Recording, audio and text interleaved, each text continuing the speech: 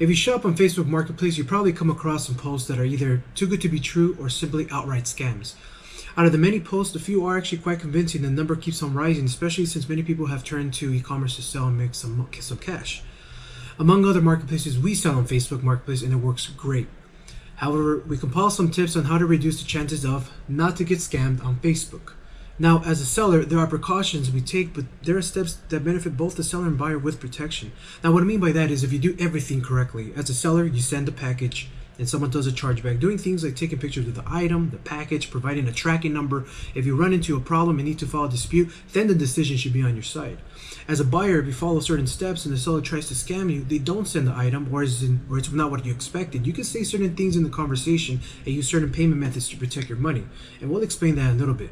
What we're going to cover applies only to shipping, not face-to-face transactions. And the primary reason is when you receive something that is shipped, you can't really observe the item until you receive it. Whereas when you go in person, you can actually see or maybe test the item, but we'll cover those steps in another video. Now, as a buyer, depending on what item you're purchasing, the question how much does it weigh is a great indication of what you're receiving. A lot of sellers don't think about this or know the weight, but it's a great question to ask and have on the record. The reason for this is when you receive a tracking number, all carriers such as USPS, UPS, and FedEx let you know how much a package weighs. If you ordered a couple books that is clearly more than 2 pounds, yet the tracking says 0.4 pounds, then you know something's up. The next question is asking a unique question. Can you take a picture of this side? Or can you take a picture of this page? The reason for this is a very good way to know they actually have the item. For example, if you ask for more pictures, it's possible they have already maybe tons of pictures. But asking for something unique can let you know they actually have the item. For example, if they're selling a school book and you have pictures of the front, back, and the random page, ask for a picture of page 112. Now, they might seem weird to ask, but chances are they'll need to have the book to provide that picture. But it's better to know for sure if you can't observe the book in person. In the end, if something goes wrong as a buyer or seller, you would have the evidence to show Facebook dispute team that what the buyer or seller promised did not match what was delivered and that the weight was off, and you'll have pictures to support that as well. Keep it in a conversation on Messenger. Do not move it anywhere else because it will really be hard for anyone else to prove otherwise, especially when it's on the record on Facebook Messenger. This is an important step. A lot of users don't understand you can actually pay through Facebook. This is not the same as sending money through Facebook Messenger. Don't do that. You will be setting yourself up for a bad situation. Now, when you find an item you like, sometimes you will see a buy now button, which will take you through the checkout process. It would ask you for your address, your name, and your payment information. This is all processed through Facebook and is sent to the seller when you successfully pay. The only downside is the taxes that you gotta pay that are included in the purchase, but then again, you can't really escape taxes. With that being said, there are benefits to both sides. As a buyer, when you pay through Facebook, the seller does not receive the money immediately. The funds are released when the tracking arrives at the address and the tracking status is updated to deliver. The seller has up to 3 days from when the order was placed, else the order would be canceled and your money will be refunded. While it's not smart to send payment through info through Messenger, you can be sure that the information sent is processed securely and correctly through Facebook.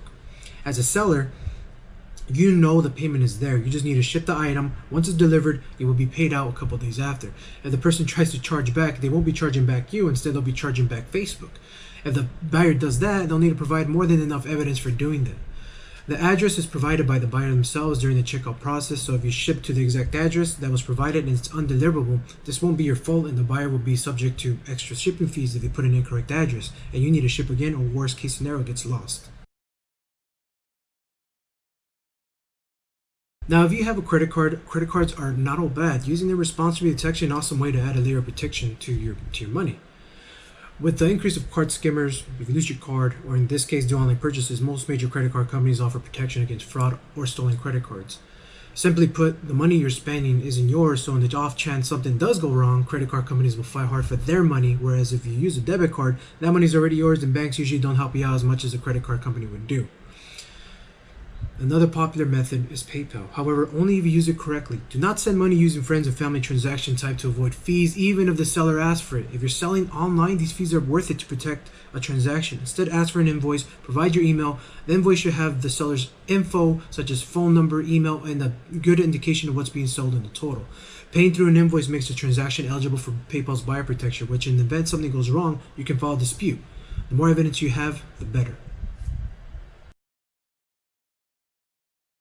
Now, this last one is a bit of a weird but useful way as proof to show what you received, but it's also a great step for certain items. Filming yourself actually opening the package is actually a great way to show what you received, and if what you ordered is what you wanted, great. However, in the off chance you didn't get what you wanted, this can show as proof to what you received.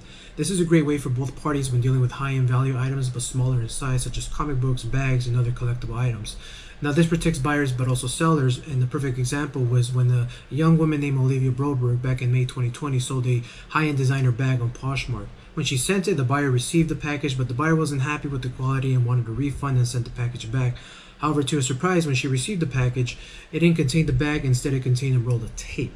Now, this is a horror story for a seller, but it looked like she was scammed. However, because there was little to no evidence to show when she opened the package, there was actually a roll of tape. The question from Poshmark was, how do we know you didn't switch it? Well, had she filmed herself opening the package, noting the label, and showing the sealed package, there may have been a better experience for her. Unfortunately, with many back and forth, the seller lost the money and the item, and the case was ultimately closed. But if you'd like to know more about the details of this story, you can Google Olivia Broberg Poshmark.